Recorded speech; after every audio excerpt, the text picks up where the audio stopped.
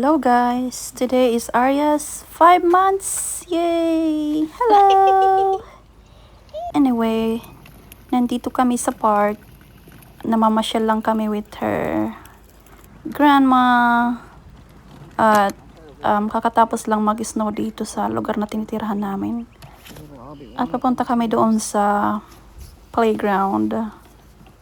Ito yung binuhat lang siya ng kanyang grandma. Kasi maputik.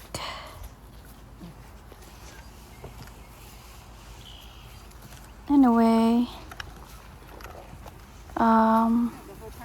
maganda sa pakiramdam na kahit paano ay nakalabas-labas. At natapos na yung pag-snow. At nagpakita na rin si Haring Araw. Kung makikita niyo, walang mga katao-tao dito. Kasi super lamig.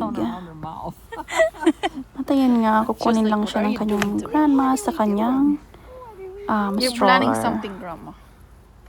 At balot na balot naman sa baby girl para hindi siya lamigin. Hi, Okay, I'm just gonna leave it here.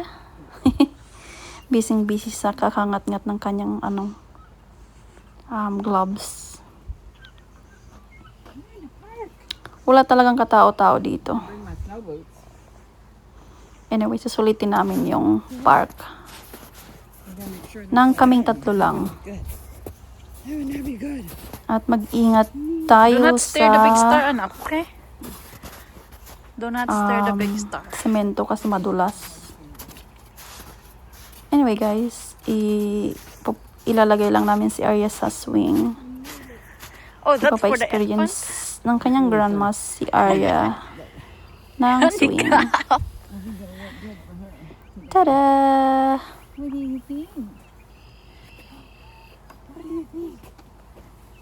At kita niyo naman, gusto niya yung Are you swinging? nagustuhan naman niya. Ang cute. At itong kasya naman siya dyan sa swing na yan. At ayan, nagbabanding lang sila. At ayun na nga, dumating na yung kanyang daddy para pick upin kami. Dito sa park. Do you want to move a car seat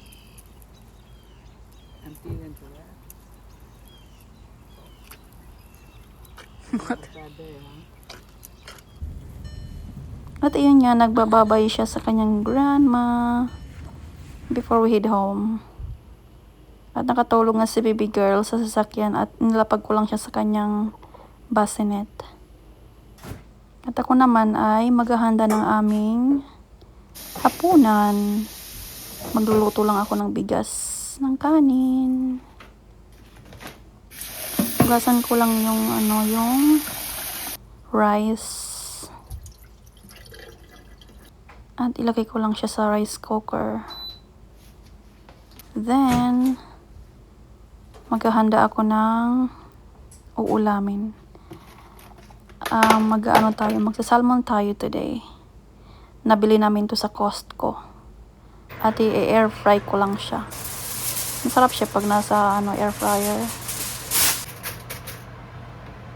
At yun nga, ko lang siya. I-leave on ng mga maybe 12 minutes. At ayun nga, nagising na rin si baby girl. At kinuha ko lang siya sa kanyang bassinet. Kami nagmumuni-muni dito sa lamesa. At nilagay ko lang siya sa kanyang swing. Para ako ay makakilos-kilos ng mabilis. At ito na nga yung ating dinner. Salmon, broccoli, and asparagus with rice. And of course, soy sauce to test. Kain tayo, mga madam. Yummy.